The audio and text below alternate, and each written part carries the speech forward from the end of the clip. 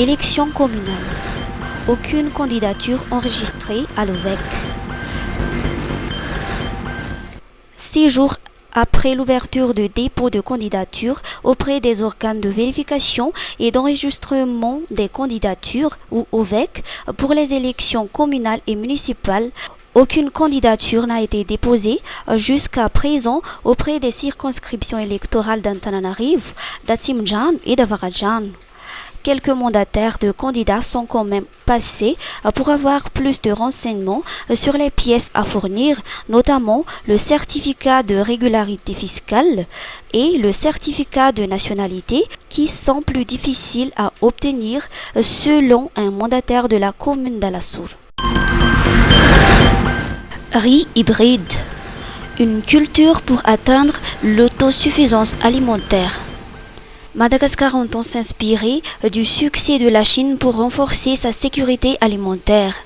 À l'occasion d'une visite au centre de recherche et de développement du riz hybride et au parc de riziculture Yuan Langping en Chine, le président de la République Andry Rajoelina a réaffirmé la priorité d'atteindre l'autosuffisance alimentaire pour Madagascar.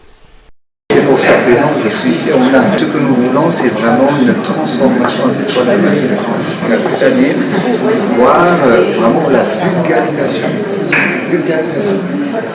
à grande échelle du riz hybride à Madagascar. Ce sera vraiment un projet prioritaire de l'État. Ce qui est intéressant avec ce projet, c'est qu'on peut avoir des résultats rapidement, en un an seulement. Nous, on ne va pas attendre dans 5 ans, mais on va faire demain. Et c'est pour cette raison que dans notre gouvernement, on vient de créer un secrétaire d'État qui se charge de la souveraineté alimentaire. Avec son équipe, ils ne vont faire que se concentrer que sur ce projet. Deux protocoles d'accord ainsi ont été signés entre le gouvernement malgache, représenté par la secrétaire d'État auprès de la présidence de la République en charge de la souveraineté alimentaire, Tainia Vurazanamaev, et Yuan Dinkan Langping, directeur général de UNSCID. Ces accords prévoient le développement de la culture du riz hybride à Madagascar. Le lancement du premier projet de production de riz hybride est prévu à Betsiputk dans le district de Mourndave sur une surface initiale de 2000 hectares.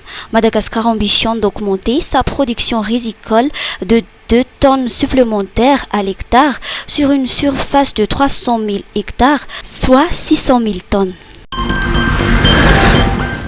Éliminatoire de la CAN 2025. Un nouveau joueur en vue pour les Barea.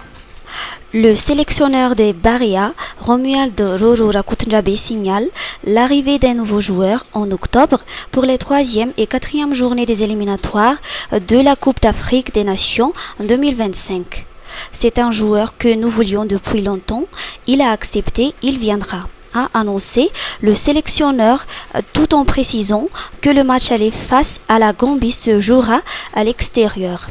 La Fédération malgache de football cherche actuellement un terrain pour accueillir le match à domicile des Barea.